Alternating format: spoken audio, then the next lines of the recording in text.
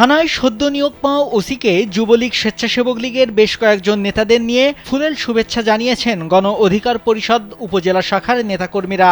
এ সংক্রান্ত ছবি সামাজিক যোগাযোগ মাধ্যম ফেসবুকে ছড়িয়ে পড়লে আলোচনা সমালোচনা শুরু হয়। 17 ফেব্রুয়ারি দুপুর 12টার দিকে ফরিদপুরের ভাঙা থানায় এ ঘটনা ঘটে। ফেসবুকে ছড়িয়ে পড়া ছবিতে দেখা যায় ওসির সঙ্গে সাক্ষাতের আগে থানা ফটকে যুবলীগ ও স্বেচ্ছাসেবক লীগের কয়েকজন নেতাকে নিয়ে গণ অধিকার পরিষদের আহ্বায়ক মোহাম্মদ আনিসুর রহমান ও সদস্য সচিব মোহাম্মদ আতিকুল্লাহ হেলাল সহ নেতাকর্মীরা ছবি তুলছেন। এরপর ওসিকে ফুলেল শুভেচ্ছা জানান তারা। এ সময় ওসির পাশে দাঁড়িয়েছিলেন উপজেলা স্বেচ্ছাসেবক লীগের যুগ্ম সম্পাদক মিরু মাতুব্বর ও উপজেলা যুবলীগ নেতা বিপুল মুন্সি।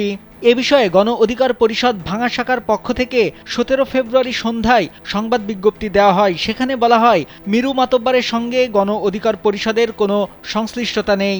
ভাঙা থানার ওসি শফিকুল ইসলাম জানান, নতুন জয়েন করেছেন তাই কাউকে চেনেন না।